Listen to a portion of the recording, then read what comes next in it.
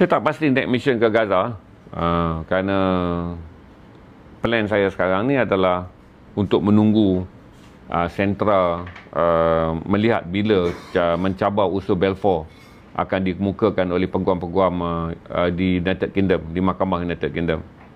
Jadi saya kata saya nak bawa kesedaran rakan-rakan ZRA Stream pergi kepada topik yang lebih tinggi.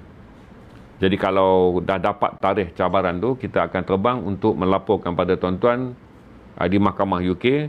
Kita akan sampai di sana. Sebab sentra ada, dia akan bantu saya untuk memahami keadaan dan saya akan stream dengan tuan-tuan.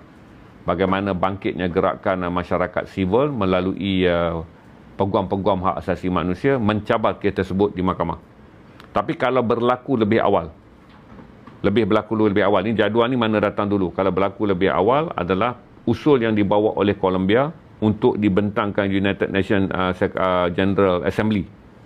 Yang mana sekarang ni fasa ni kelihatannya agak rumit kerana minggu ni mereka baru nak rumuskan apa yang nak dibawa.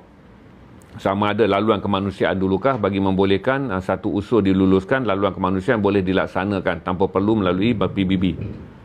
Mereka juga berfikir sama ada selepas laluan kemanusiaan nak masuk tak usul sekali. Tentera Israel harus berundur daripada kawasan yang telah termaktub sebagai tanah Palestin, kena undur daripada semua tanah hijau ni. Tanah hijau ni perlu dikembalikan daripada kedudukan ini pada kedudukan ini. Kemudian mereka ada juga usul untuk membawa keputusan ICJ yang tidak dibinding, tidak dikuatkuasakan pada dikuatkuasakan. Dan ditambah pula usul yang mereka kata kalau permintaan sangat tinggi daripada masyarakat awam, kerana mereka mendengar soal masyarakat awam, bahawa two state solution perlu dilaksanakan, maka usul itu akan dibawa. Dan lepas usul itu dibawa, tidak berhenti two state solution, berhenti di situ. Selesai two state solution, sambung lagi perjuangan kepada one state solution. Di mana prosesnya makan masa yang panjang.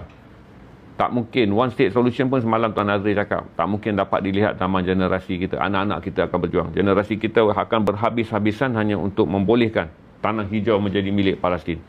Lepas tanah hijau menjadi milik Palestin, dunia akan ditarbiah. Kita pun nak tarbiah orang Islam juga. Jangan berhenti di situ aja. Masih ada potensi untuk mendapatkan seluruh tanah Palestin asalnya bagi orang Palestin dengan mencabar dua lagi keputusan, iaitu resolusi Balfour di United Kingdom. Oleh Ustaz akan datang ke ZRA minggu depan. Dia ada di China kerana siapkan PhD dia, iaitu hari-hari terakhir Israel di bumi Palestin.